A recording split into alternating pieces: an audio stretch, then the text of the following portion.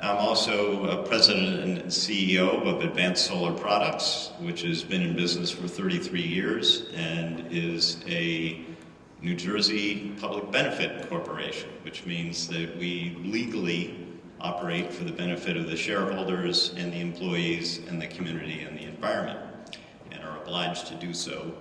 And we do large-scale solar throughout the East Coast, basically from Virginia to Maine and a little ways west and in the Caribbean. And we have specialties such as microgrids and solar on landfills and brownfields.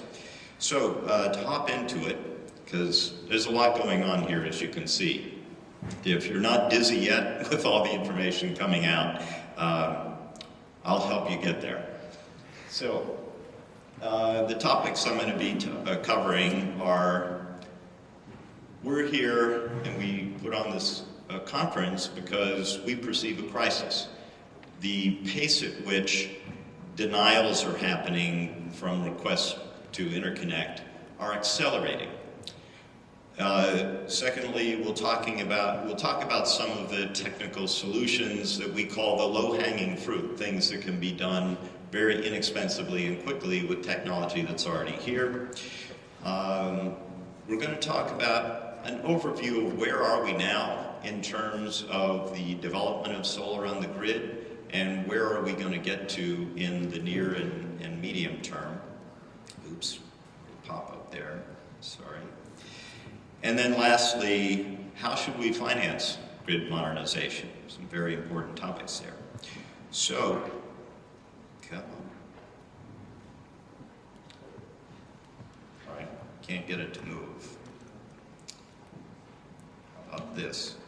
Okay, so the first one, interconnect denials are accelerating.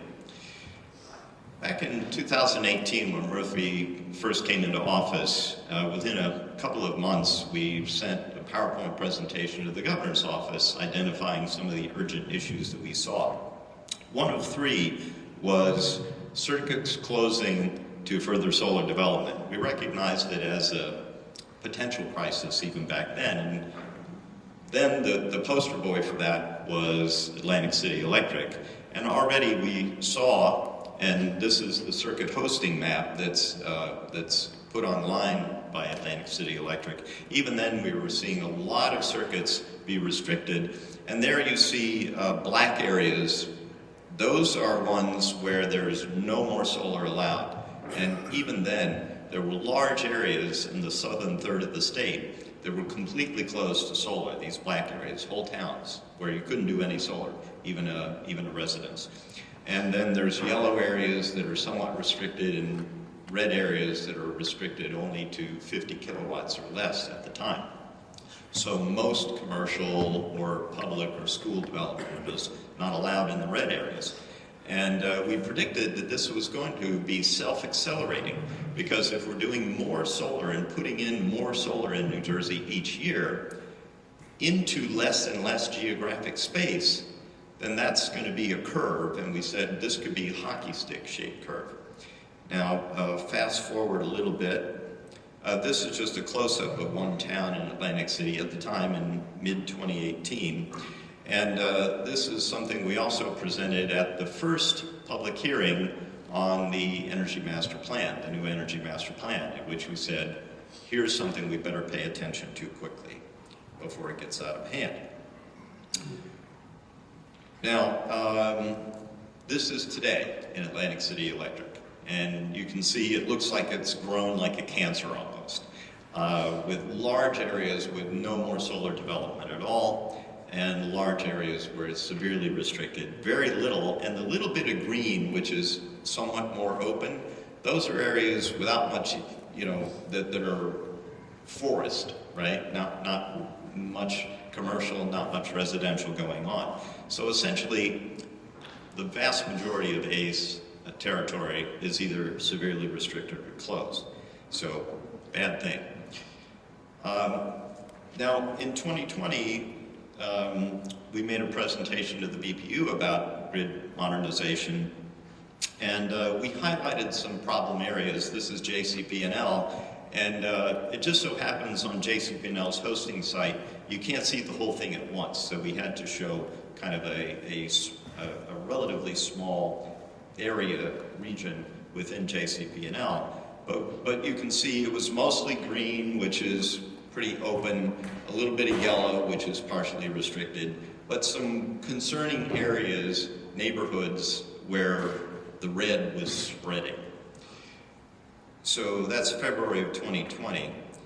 Now, we were able to zoom out a little bit, so this is a larger area, but now what you see is the green is almost gone. There's a few major thoroughfares with medium voltage circuits that are still open to reasonably large solar projects, but the red is just everywhere now. And you can look at anywhere. This is about as much as I could put in one picture from the website. But if you pan around, if you go to the JCP&L Solar Hosting Map website and you pan around, it's all looking like this. It's all red.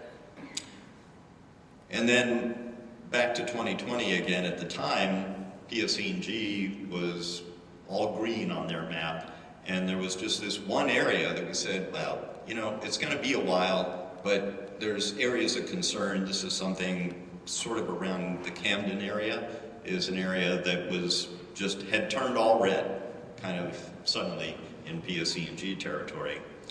And well, that I don't have a picture of PSE&G, but what we've found and what produced a kind of a crisis sort of level concern in the solar industry was that all of a sudden we found a great acceleration of denials in PSE&G territory, which had been the place that had been the most open, and a credit to Ed's work and the others at PSE&G, and I see Andy Powers here too. PSE&G has really tried hard to keep interconnecting solar. But around November, a little bit before and a little bit after, we suddenly saw a tremendous acceleration that coincided with the opening, the window of applications for community solar. There was a flood of applications. We know, we've heard from PSE&G that there were over 400 applications for interconnecting large systems. The average community solar project was 1.7 megawatts. Pretty big systems, 400 of them plus in PSE&G, several hundred in JCP&L, et cetera. And that was sort of a sudden shutting of a lot of areas to new solar development. My own company found that out of 15 interconnect requests in about a 1-month period, all 15 were denied. And all of them had shown on the solar hosting map as wide open. So this was very sudden and concerning, and all of our members many members have had similar experiences. So this is very, very worrying and shows us that hockey stick shaped curve where the rate of denials could accelerate very rapidly seems to be potentially upon us. And that makes this grid modernization proceeding the BPU has started kind of looks like a survival level need at this point for the solar industry. So now on to solutions. Now we're going to get a little bit technical here in terms of the kinds of solutions that in the near term, because they're inexpensive and technology that's already here, could potentially keep some of these circuits open and even reopen circuits that are not open yet. Now, some of these things are just artificial barriers that don't need to be there, and one that's not even here is that the rules have a threshold at which we can start closing circuits. And we believe that's artificially low, that threshold, that we can fit more into a given circuit or substation more than the regulations currently encourage. So that's so easy it didn't even make the list. But that's something we think should be done right away.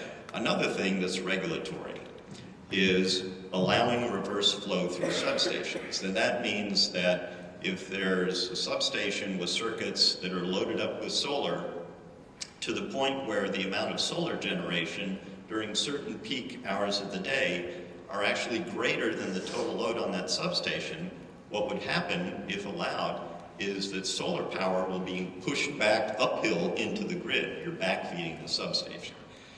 Now, this happens routinely. We're told by our brethren in California at CalCIA that this happens routinely in California because they have higher penetration, particularly in certain areas where solar is clustered, like around LA. It's routine for them to backfeed solar into the substation. Other countries that are advanced, like Germany, as Richard mentioned, routinely are pushing power upstream through the substation. So it's a common thing. And it often will require some minor changes, like in the SCADA, the control system for a substation, just to say it's okay, we'll allow the backfeed. Sometimes it might take changes to the voltage control mechanisms, the main ones in the substation, such as the load tap changers, may need to be changed or even upgraded. But it's a pretty easy thing to do, and mainly it's to get it in the regulation that we're not going to get there without backfeeding substations. I have a further slide that will explain that further. The next one is a powerful ability that's already built into solar inverters. Everything from a residential scale inverter up to a massive utility scale solar has the ability to produce reactive power. Reactive power is what's produced when you have a power factor of something other than 1.0. You have reactive power, which can go in two directions, called leading or lagging. And it turns out that reactive power is a powerful tool for regulating voltage. If the voltage is going off the beam, you can pull it back in using reactive power. It's extremely potent. A little bit goes a long way. And it also does not travel well. You can't do a big power plant in Pennsylvania somewhere and send reactive power down the road to the grid. It loses its potency very, very quickly when it travels. So the fact that we've got solar inverters, gigawatts already of solar inverters spread throughout the state, and a lot of it in the last mile, is a tremendous resource that's distributed throughout the system now, if we just would use it. So the ability to use reactive power to control voltage, which is kind of the most common concern we hear from utilities about loads of solar, is how do we control voltage when it's fluctuating. The reactive power is a very powerful tool. If we start using it, start activating it. That's called volt-var control is the term for that type of control. I'm going to give a little case study of that. This is a project we did way back in 2015 for a solar on a brownfield in Vermont, a contaminated site. The plan was to do a 5 megawatt AC solar plant on this landfill. Green Mountain Power did the interconnect study, came back and said that circuit can only handle about 2.2 megawatts. So you can't do the project. So we first sought to demonstrate to Green Mountain Power that if solar fluctuates on a short time frame, it's only going to be because clouds pass through and shade the solar field. And we showed that clouds can only move just so fast. And with an array that big, it would take a while for a cloud to pass over and cover the whole array, or leave and expose that whole array. That didn't cut it. They weren't ready to take a chance on, counting on clouds to move slowly enough. So we worked cooperatively with their engineering department to explore reactive power, the use of that in volt-var control. And their engineers ended up coming back to us and saying, that works. And we only needed about 2.5% of the inverter's capacity to expand the capacity of that circuit from 2.2 megawatts to the 5 megawatts we needed. And the cost was essentially zero. It's already built into the inverter, we just have to program it. And up there is an image of the typical algorithm that could be programmed into the inverter. Now the utility could also control it remotely, but there's no reason to. The inverters have this built-in capability, you just have to program it, and it will follow usually a line like that blue line up there that will react to particular conditions on the grid. Is the voltage too low, it'll do one thing. If the voltage is too high, it'll do the other thing. And the higher the voltage gets, the bigger the problem is, the more of that reactive capability will be deployed automatically by the inverter. And we could potentially do that with inverters from residential size up to multi-megawatt size.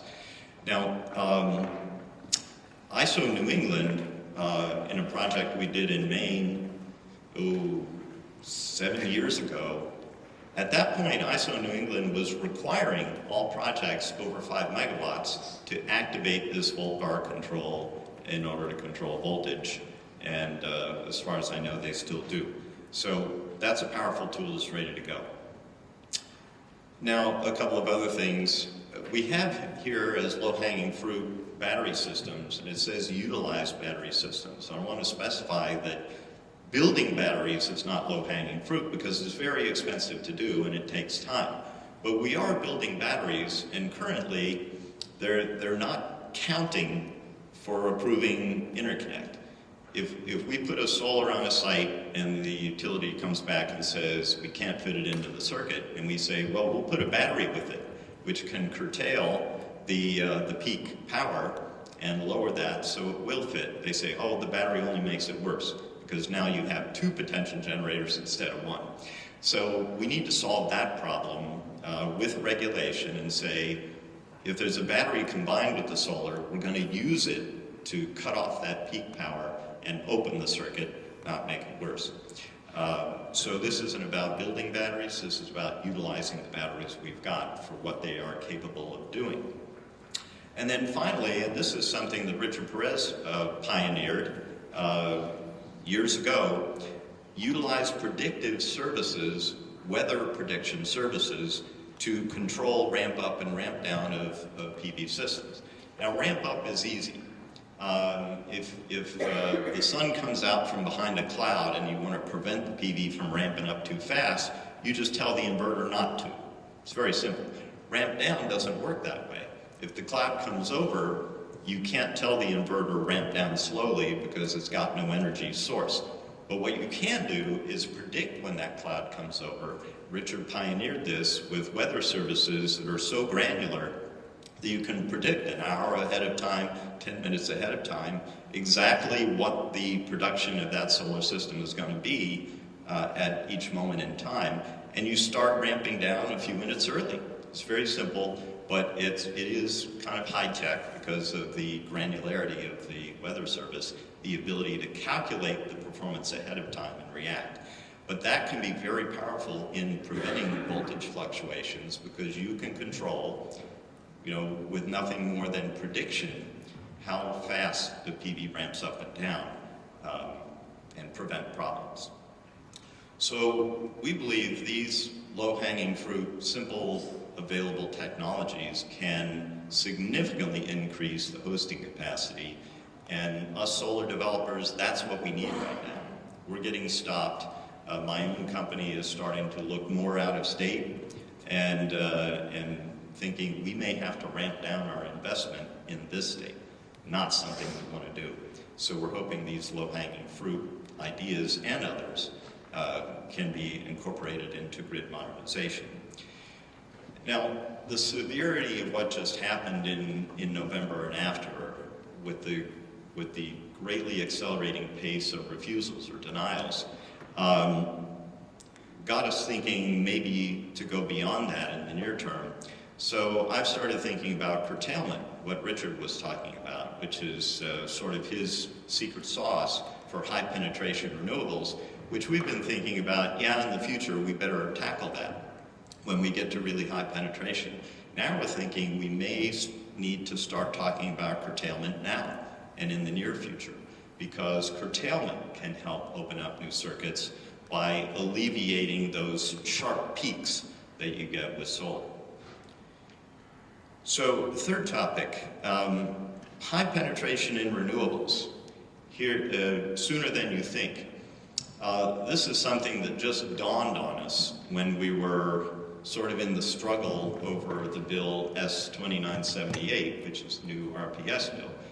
Joey Gorentz is here and knows very well the struggles we've been going through. And something that was very easy to find out and almost obvious had not occurred to us because we hadn't done the math, really, of how soon are we going to get to very high penetration renewables. The point of the bill, S2978, was a wonderful goal. We want to get to 100% renewable electricity by 2035. And what we were struggling with is how do we do it? What resources, mainly, what resources will get us there was the struggle. What we realized when we started doing the math is that we are in a place now with the programs we have in place, the plans we have in place are going to get us there in a much more simple and faster way than we had really realized at all. So talking about the current status of in-state solar, a little surprising when we dig into that as well. The current installed capacity plus what's already approved in the pipeline by the BPU gets us to a place where that amount of capacity, what's already installed plus a relatively small pipeline that's about to be done because it's already approved, gets us to solar at 8.5% of the state's annual load. That's a pretty big percentage. If you remember some of the graphs that Richard said, you know, you can get into problems even at that level. And when we look at, I'm getting the eyeball. I got a little bit left to go. All right. When we look at peak penetration of solar, when we have a cool day in the spring or fall where the whole state has clear skies, we've looked at real-time PJM data during days like that, and what we're finding is with what we have in place right now, plus in the pipeline, on days like that, the penetration between 10 a.m. and 3 p.m. can average over 37%. In-state solar providing 37% of the state's power. So that's almost a scary number. But here's what we found out about the near future. The state's energy master plan has a least cost scenario which calls for 17.2 gigawatts of solar by 2035 and 32.2 gigawatts by the year 2050.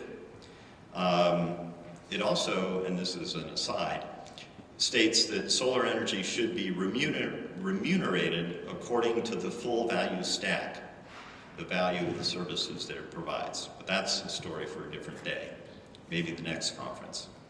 But here's where this stacks up. If we get to what the EMP says we should do, and I have to say the BPU has a plan that's in their capstone report that has year-by-year amounts of solar planned from now through 2035, I believe, where the Energy Master Plan said 17.2 gigawatts by that time. So the capstone report has specific megawatts for every year that get us to the Energy Master Plan. So if we take nuclear generation, which exists now, it's about 35% of the state's power. If we obey the governor's executive order on wind and get to 7,500 megawatts by 2035, and the governor's executive order has us keep going after that, in the next 5 years, build it out to 11 gigawatts, but just the 7,500 megawatts by 2035. There's a little bit of in-state class 1 renewables that's not solar. It's basically biomass, mostly like landfill gas. And if we build solar out to that EMP goal of 17.2 gigawatts, that is, stick with the BPU's current plan, that's 25%, 36% from wind. You add those, basically three, nuclear, solar, and wind, you add them up. By 2035, with the current plan, you get to 94% renewable energy and nuclear on the grid. So we're already getting there. We've already got a plan and programs in place that get us to nearly 100% by 2035, and basically that means one more year, 2036, we'll be at that 100%, you know, with what we're currently doing. So that's kind of shocking, and it's also kind of exciting that we are on the path to get to 100% renewables in the next 11 to 12 years.